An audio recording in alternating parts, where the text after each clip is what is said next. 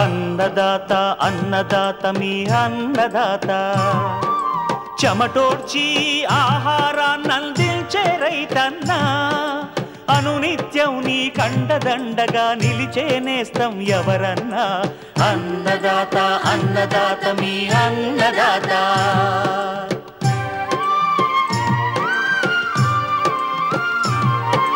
నూతన రీతుల సాగుబడికి నూరింతలు పెరిగే దిగుబడికి సూచనలిచ్చే సస్య రక్షణకు పశు పోషణకి శాస్త్ర విజ్ఞానం అందించి ముందుకు నడిపే తెలుగు రైతు భారతదేశానికి మకుటం అయ్యేలా తీర్చిదిద్దే ఆశయంతో మిమ్ము మేలు కొలిపేది అన్నదాత అన్నదాత అన్నదాత మీ అన్నదాత అన్నదాత అన్నదాత మీ అన్నదాత.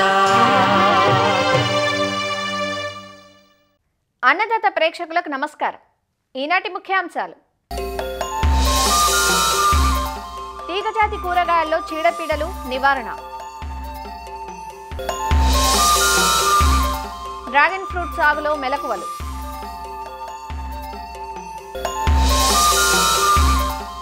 వర్షాకాలంలో పశువుల్లో వచ్చే వ్యాధులు అధిగమించేందుకు మార్గాలు, ఇంకా జై కిసాన్ వ్యవసాయ సమాచారం.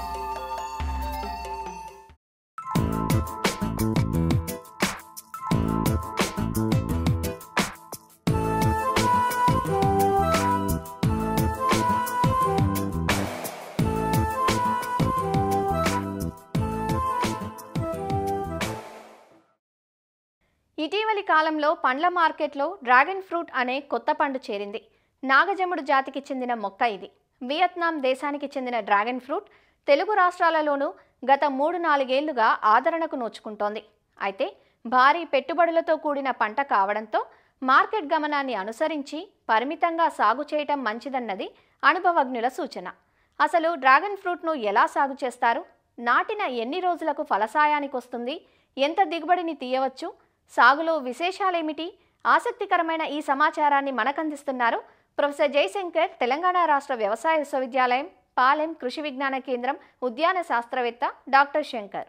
ప్రస్తుతం మనం మార్కెట్లో మంచిగా ఆకర్షించే ఫ్రూట్స్లలో మనకు డ్రాగన్ ఫ్రూట్ అనేది తెలుసు. దీని సాగు కొరకు 500 mm నుంచి 1500 mm వర్షపాతం ఉన్న ప్రాంతము, 30-35 డిగ్రీల సాధారణ ఉష్ణోగ్రత ఉన్నటువంటి ఈ అన్ని ప్రాంతాలు అనుకూలము. కాబట్టి మన 2 తెలుగు రాష్ట్రాలలో ఈ డ్రాగన్ ఫ్రూట్ను సాగు చేసుకోవచ్చును. ఇంకా ఇది ఎలాంటి నేలల్లోనైనా పెరుగుతుంది. ఇది ఈ క్యాక్టస్ జాతి అంటే నాగజముడు కుటుంబానికి సంబంధించిన ఎడారి మొక్క కాబట్టి దీనికి ఎక్కువ నీటి అవసరం ఉండదు. వినియోగదారులు ఇష్టపడేది పైన రెడ్ స్కిన్తోని రెడ్ ఫ్లష్ ఉండేది. అలాగే ఇంకొక రకం ఏంటంటే పైన రెడ్ స్కిన్తోని పల్ప్ అనేది వైట్ కలర్ ఉండే రకాలను మనం సాగుకి ఎంచుకోవచ్చును. 15 సెంటీమీటర్ల నుంచి 30 సెంటీమీటర్లు పొడవు గల కాండం ముక్కలను తీసుకొని దీన్ని ప్రైమరీ నర్సరీలో ఒక 15 నుంచి 30 రోజుల వరకు పెంచి దానికి వేర్లు ఏర్పడిన తర్వాత మనము ప్రధాన పొలంలో నాటుకోవాలి. డ్రాగన్ ఫ్రూట్ అనేది క్లైంబింగ్ నేచర్ ఉన్నటువంటిది క్యాక్టస్ జాతి మొక్క కాబట్టి దీనికి ఆధారం అనేది తప్పనిసరిగా అవసరం ఉంటుంది. సాధారణంగా సిమెంట్ పోల్స్ కానీ, వెదురు పోల్స్ కానీ, లేదంటే సరువుడు కర్రలు కానీ మనం వినియోగించవచ్చును. దీనిలో మనకు ఒక కొమ్మ నుంచి ఒక ఫ్రూట్ వస్తుంది కాబట్టి దీన్ని మల్టిపుల్ బ్రాంచెస్ వచ్చేటట్టు ఏర్పాటు చేసుకోవడానికి ఒక 2 మీటర్ల హైట్ ఉన్నటువంటి సిమెంట్ పోల్కి దానికి సిమెంట్ రింగ్ అనేది ఒక వలయం ఏర్పాటు చేసుకోవాలి. ఈ సిమెంట్ పోల్స్ అనేది 2 వరుసల మధ్యలో ఎటు చూసినా 3 మీటర్లు ఉండే విధంగా మనం ఏర్పాటు చేసుకోవచ్చును. ఒక పోల్కి 4 వైపులా మనం ఒక్కొక్క మొక్కను నాటుకోవాలి. ఒక్కొక్క గుంతకు మనకు ఒక 10-15 కిలోల పశువుల ఎరువు, ఒక 200 గ్రాముల సింగిల్ సూపర్ ఫాస్ఫేట్, వేపపిండి ఉన్నట్లయితే ఒక 1/2 కిలో వరకు వేసుకొని మనం గుంతలను పూడ్చి పోల్కి మొక్కలను నాటుకోవాలి. ఈ మొక్కలు నాటుకునేటప్పుడే మనం డ్రిప్ సిస్టమ్ని ఏర్పాటు చేసుకున్నట్లయితే నీటి ఎద్దడికి గురి కాకుండా ఉంటుంది. తక్కువ నీటితో కూడా మనం ఈ క్రాప్ని మనం సస్టైన్ చేసుకోవచ్చును. సో ఈ మొక్కలు అనేది ఈ నిటారుగా బ్రాంచింగ్ లేకుండా స్ట్రైట్గా ఒకే కొమ్మ చెట్టు అనేది పెరిగేటట్టు దాన్ని మధ్య మధ్యలో స్టేకింగ్ చేస్తూ పైన రింగ్ వరకు వచ్చే వరకు కూడా ఎలాంటి బ్రాంచెస్ రాకుండా మనం ప్రూనింగ్ చేస్తూ ఉండాలి. పైన రింగ్కు రీచ్ అయిన తర్వాత మనం టిప్ని మనం కట్ చేసినట్లయితే ప్రైమరీ బ్రాంచెస్ ఏర్పడతాయి.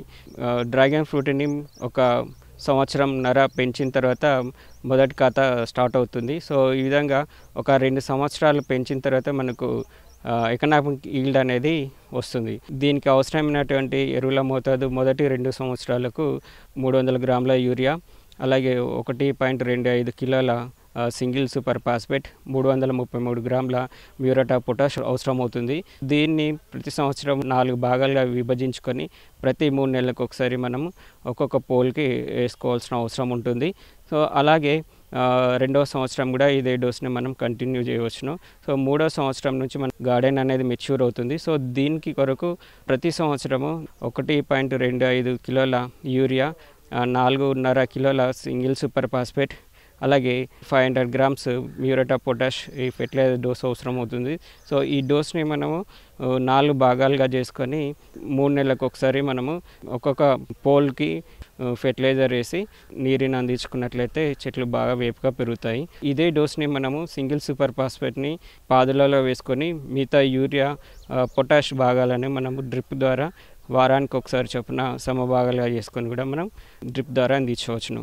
ప్రతి సంవత్సరము వర్షాకాలంలోనే మనం పశువుల ఎరువు ఒక 10-15 కిలోలు ప్రతి పోల్కి వేసుకోవాలి. దీంట్లో మనము ట్రైకోడర్మా, సూడోమోనాస్ వంటి జీవన ఎరువులను ఎన్రిచ్ చేసి వేసుకున్నట్లయితే వేరుకులు కానీ కాలర్ రాట్ కానీ రాకుండా ఉంటుంది.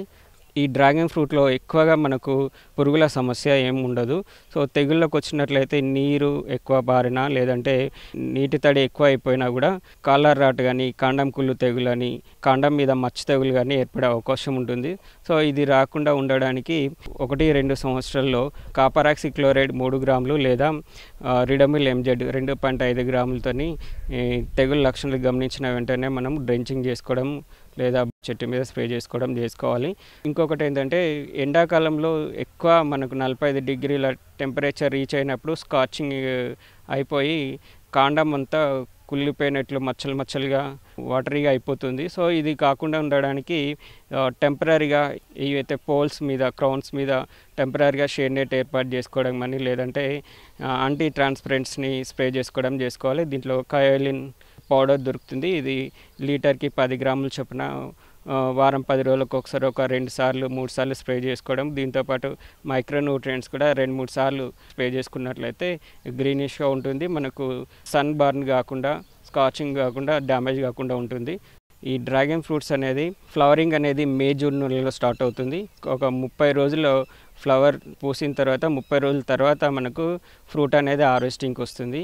మార్కెట్కి అనుకూలంగా ఉండాలంటే దాదాపుగా ఒక్కొక్క కాయ 250 గ్రాముల పైన ఉన్నట్లయితే మార్కెట్కి మంచి రేట్ వచ్చే అవకాశం ఉంటుంది.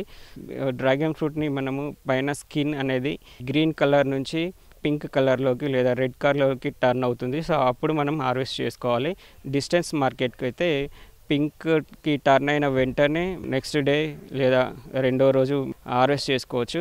ప్రతి చెట్టుకి మనం ప్రొడక్టివ్ బ్రాంచెస్ అనేది ఒక 50 వరకు మెయింటైన్ చేసుకున్నట్లయితే ఎకరానికి మనకు దాదాపుగా 5 టన్నుల దిగుబడిని 3 సంవత్సరాలు ఆ 10 సంవత్సరాల నుంచి తీసుకోవచ్చును. ఈ తోటని మనం 10-15 సంవత్సరాల వరకు కూడా హెల్తీగా మెయింటైన్ చేసుకోవచ్చును.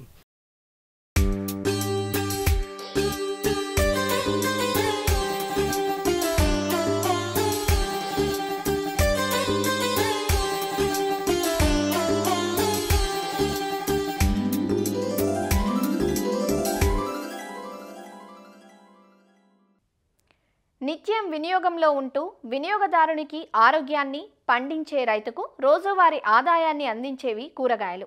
అందుకే సంవత్సరం పొడవునా వీటి సాగు కనిపిస్తూ ఉంటుంది. తీగజాతి కూరగాయలను రైతులు వీలును బట్టి నేలపై ప్రాకించడం లేదా పందిళ్లు వేసుకొని గాని సాగు చేస్తుంటారు.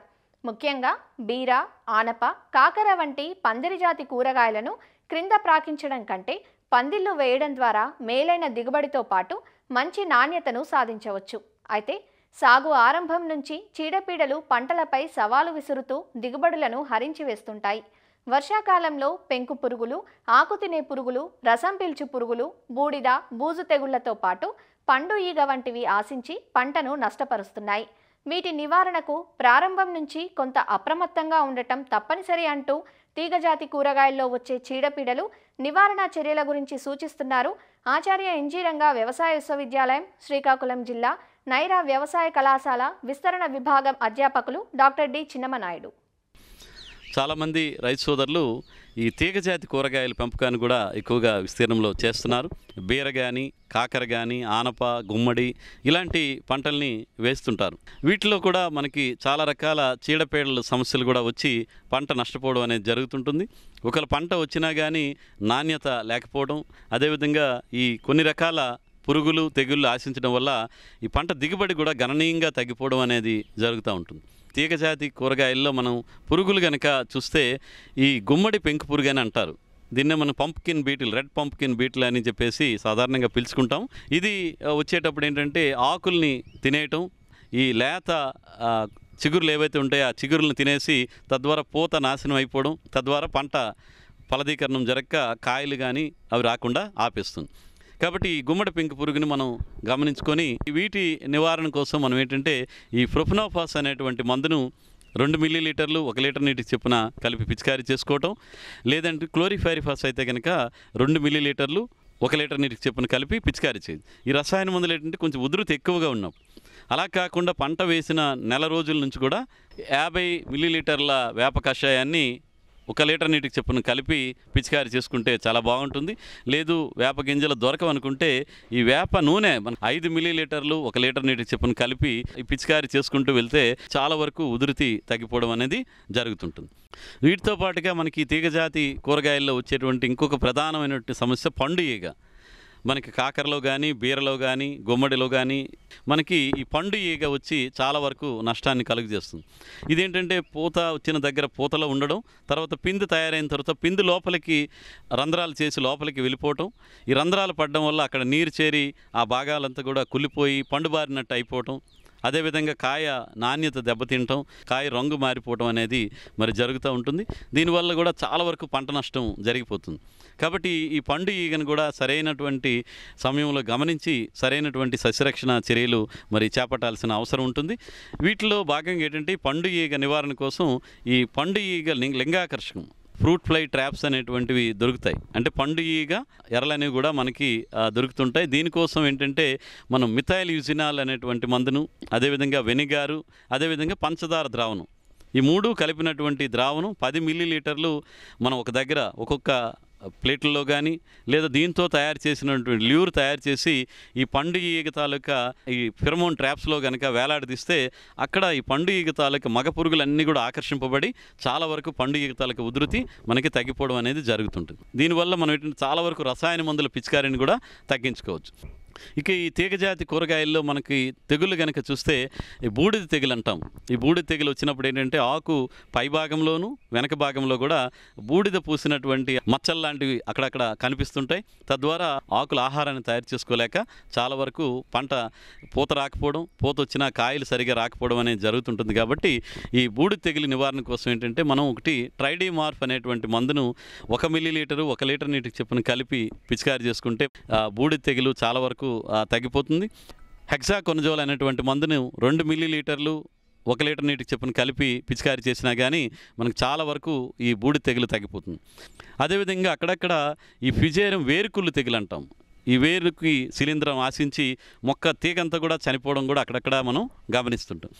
ఇది నేల ద్వారా సంక్రమించేటువంటి శిలీంధ్ర తెగులు కాబట్టి మనం దీని నివారణ కోసం ఏంటంటే ఒకటి ఈ కాపర్ ఆక్సిక్లోరైడ్ అయినటువంటి మందును 3 గ్రాములు 1 లీటర్ నీటికి చొప్పున కలిపి మొక్క మొదల్లో పోయటం, అదేవిధంగా విత్తనాలు నాటేటప్పుడే ఈ వేప పిండిని కూడా మనం మొక్క మొదల దగ్గర కనుక వేయగలిగితే చాలా వరకు ఈ ఫిజేరియం వేరుకుళ్ళు తెగులు అనేది తగ్గిపోతుంది. కాబట్టి ఈ తీగజాతి కూరగాయల పంటలు వేసేటువంటి రైతులు పురుగులు తెగుళ్ళ మీద సరైన అవగాహనతో కనుక సస్యరక్షణ చేపడితే మంచి దిగుబడులు, నాణ్యమైన దిగుబడులు వచ్చి మార్కెట్లో కూడా మంచి ధరలు వచ్చి నికర ఆదాయం పెరగడానికి ఆస్కారం ఉంటుంది.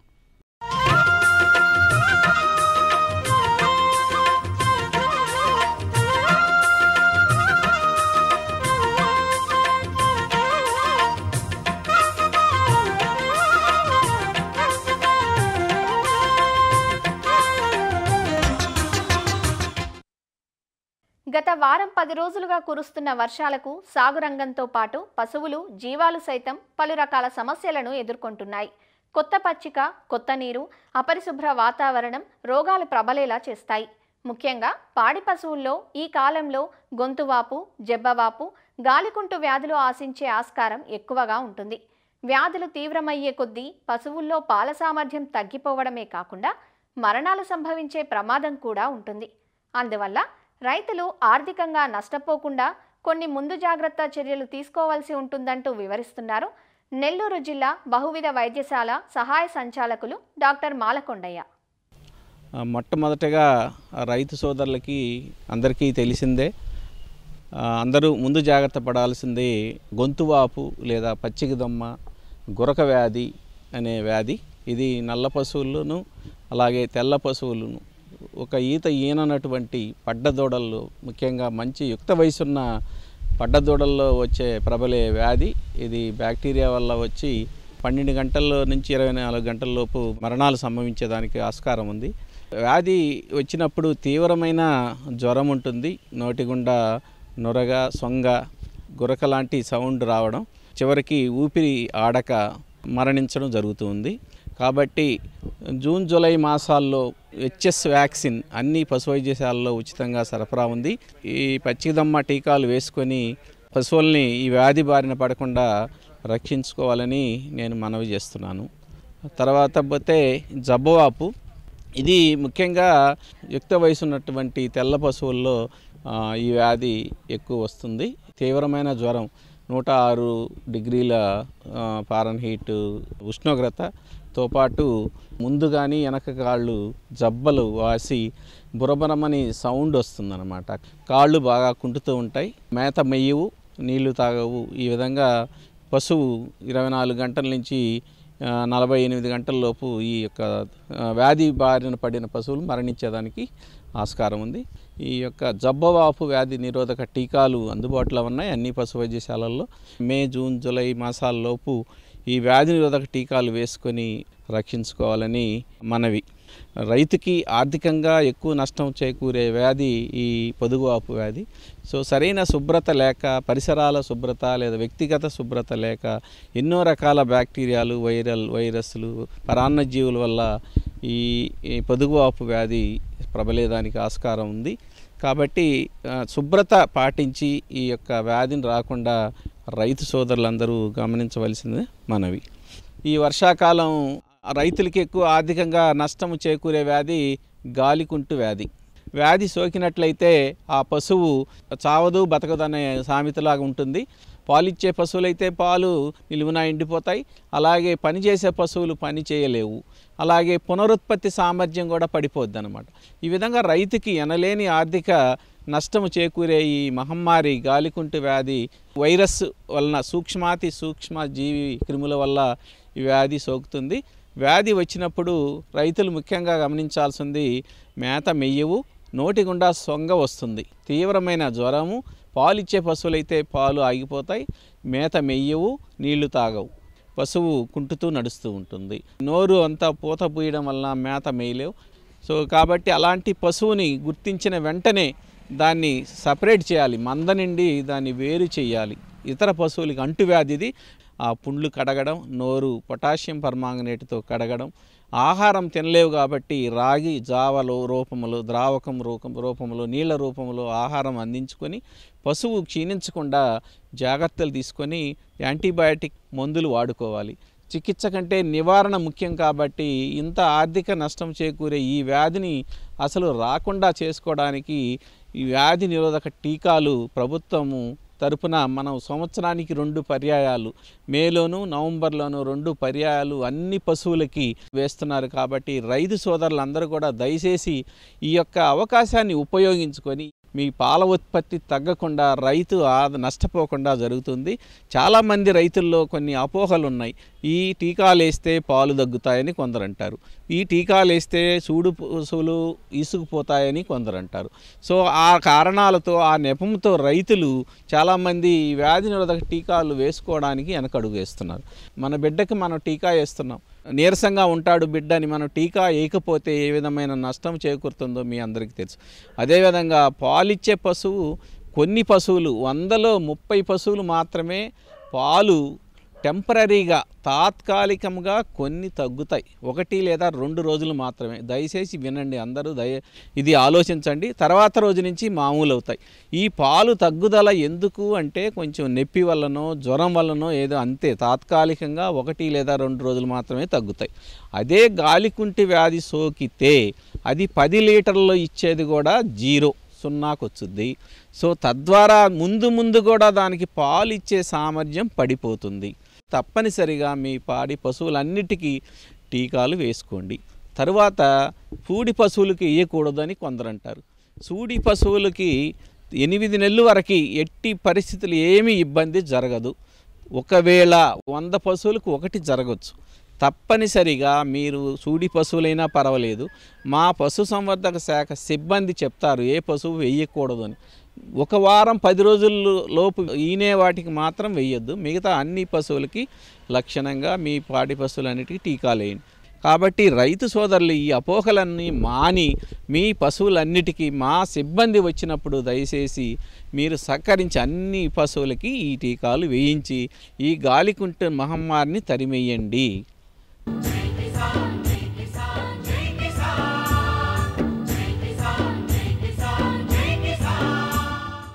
వ్యవసాయ సమాచారం ఇప్పుడు జై కిసాన్లో చూద్దాం. ఇటీవల కాలంలో పంటల్లో నత్రజని వినియోగం ఇబ్బడి ముబ్బడిగా పెరుగుతోంది. మిగతా ఎరువులతో పోల్చితే యూరియా ధర తక్కువగా ఉండడంతో రైతులు యూరియా కొనుగోళ్లకు ఎక్కువగా మొగ్గు చూపుతున్నారు. దీంతో వాడకం అధికంగా ఉండి కృత్రిమ కొరత ఏర్పడుతోంది. అయితే యూరియాకు ప్రత్యామ్నాయంగా నానో యూరియాతో పాటు కాంప్లెక్స్ ఎరువులను అందించవచ్చంటూ అధికారులు చెబుతున్నారు. సాధారణ యూరియా కంటే ద్రవ రూపంలోని నానో యూరియా మొక్కలపై వేగంగా ఫలితం చూపుతుందని, అలాగే పలు మిశ్రమ ఎరువుల్లోనూ కొంత శాతం మేర నత్రజని నిక్షిప్తమై ఉంటుందని, కాబట్టి అవగాహనతో యూరియాను వినియోగించుకోవాలంటూ అధికారులు సూచిస్తున్నారు. యూరియా దొరకని సందర్భంలో యూరియానే కొట్టక్కర్లేదు, యూరియాతో పాటుగా నానో యూరియా కూడా ఉంది. నానో యూరియాను స్ప్రే చేసుకున్నట్లయితే ఒక బస్తా యూరియా ఎంతైతే వర్త్ ఉందో ఒక 1/2 లీటర్ నానో యూరియా కూడా దాని వర్త్ అంతా. ఈ నానో యూరియా అనేది స్ప్రే చేసుకున్నట్లయితే డైరెక్ట్గా ఆకుల మీద పడుతుంది. ఆకుల మీద పడ్డప్పుడు ఆ స్టొమాటో ఓపెన్ అయ్యి డైరెక్ట్గా ఫిల్టర్ అయిపోయి ఒక సెలైన్ లాగా మొక్కలకు ఉపయోగపడుతుంది. మామూలుగా యూరియా మనం భూమిలో వేసినట్లయితే అది మళ్ళీ నైట్రేట్ ఫామ్ కింద మారి మొక్క తీసుకోవాలి. ఆ మార్చిన తర్వాత మళ్ళీ అది వేరు వ్యవస్థ ద్వారా తీసుకుని ఆకుల దగ్గరికి వెళ్ళాలంటే కనీసం ఒక 6 hours to 12 hours టైం పడుతుంది. వేరాజ్ నానో యూరియా అనేది ఇమీడియట్గా సెలైన్ లాగా డైరెక్ట్గా వెళ్తుంది కాబట్టి మొక్కకు ఉపయోగం. మోరోవర్ ప్లాంట్ నిన్నటిదాకా నీళ్లు ఉండటం వల్ల వేరు వ్యవస్థ అనేది భూమిలో ఇంకిపోయి ఉంటుంది. అవి అబ్జార్ప్షన్ కెపాసిటీ అనేది కొంచెం తగ్గుతుంది, ఎందుకంటే ఆల్రెడీ భూమిలో చాలా మునిగిపోయి ఉంది కాబట్టి. వేరాజ్ మొక్క మీదే డైరెక్ట్గా పడుతుంది కాబట్టి మరి నానో యూరియా మనం స్ప్రే చేసుకుంటే చాలా మంచిది. యూరియాకి సంబంధించి ఈరోజే మళ్ళీ మన గుంటూరుకి రేక్ రావడం జరిగింది, డిఏపి రేక్ కూడా రావడం జరిగింది. ఎక్కడా ఇబ్బంది లేదు. మనం కొంచెం లేట్ సోయింగ్ కొన్ని జిల్లాలతో పోల్చుకుంటే వారికి ఆల్రెడీ ఒక దఫా యూరియా వేసేశారు. ఇప్పుడు మన జిల్లాలకి అవసరం పడుతుంది. మన జిల్లా వరకు ఏ విధమైన ఇబ్బంది ఈధర్ యూరియాకి కానీ డిఏపికి కానీ ఏ విధమైన ఇబ్బంది ఉండదు. యూరియా అనేది డిఏపి రూపంలో 14% ఉంటుంది. మరి 10, 26, 26 అందరి దగ్గర దొరుకుతున్నాయి. కాబట్టి దయచేసి మనం ఒక్క యూరియా అంటే యూరియానే కాదు, కాంప్లెక్స్ ఎరువుల్లో కూడా యూరియా ఉంటుంది. ఎందుకు ఇప్పుడు కాంప్లెక్స్ ఎరువులు ఎక్కువ వేసుకోవాలంటున్నామంటే, ఇప్పుడు కాంప్లెక్స్ ఎరువులు వేసుకున్నారనుకోండి మరి భూమికి సత్తు ఉంటుంది, సూపర్ ఫాస్ఫేట్ ఉండడం వల్ల వేరు వ్యవస్థ బాగా అభివృద్ధి చెందుతుంది. పొటాషియం అనుకోండి రెసిస్టెన్స్ వస్తుంది. అలాంటిది కాంప్లెక్స్ ఎరువులు వేసుకున్నట్లయితే 3 రకాల బెనిఫిట్లు ఒకే దాంట్లో ఉంటాయి. తెలంగాణలోని మెదక్ జిల్లాలో వ్యవసాయ అధికారులతో కలిసి జిల్లా కలెక్టర్ రాహుల్ రాజ్ క్షేత్రస్థాయిలో పరిశీలించారు. యూరియా కోసం రైతులు ఆందోళన చెందాల్సిన అవసరం లేదని, ప్రస్తుతం మార్కెట్లో దొరికే నానో యూరియా సైతం పంటకు అందించవచ్చంటూ వివరిస్తున్నారు. యూరియా బ్యాగ్ వాడితే ఎంతైతే దిగుబడి వస్తుందో సేమ్ అదే దిగుబడి దీంతో కూడా వస్తుంది. ఇంకా మనకు అడ్వాంటేజ్ ఏంటంటే ఇది మనకి ఈజీ టు క్యారీ, అంటే ఈజీగా మనం తీసుకొని పోవచ్చు. అదేవిధంగా దీని కాస్ట్ కూడా చూసినట్టయితే చాలా తక్కువ. సో యూరియా బ్యాగ్ నార్మల్గా మనకి 266 రూపీస్కే వస్తుంది ఒక బ్యాగ్ మొత్తము. అదే ఇది మనం చూసినట్లయితే 225 రూపీస్కే వస్తుంది. సో కాస్ట్ కూడా తక్కువ. ఇది వేయడానికి కూడా చాలా ఈజీ టెక్నాలజీ ఉంది. మరిన్ని విభిన్న అంశాలతో రేపటి అన్నదాతలో మళ్ళీ కలుసుకుందాం. నమస్కారం. అన్నదాతలు తమ సందేహాలు సమస్యలను 1800-425-4085 టోల్ ఫ్రీ నెంబర్లో ఉదయం 10 గంటల నుంచి 11 గంటల మధ్య పని దినాలలో సంప్రదించగలరు. ఈ కార్యక్రమాన్ని యూట్యూబ్లో www.youtube.com/annadata ETV లింక్ ద్వారా వీక్షించవచ్చు.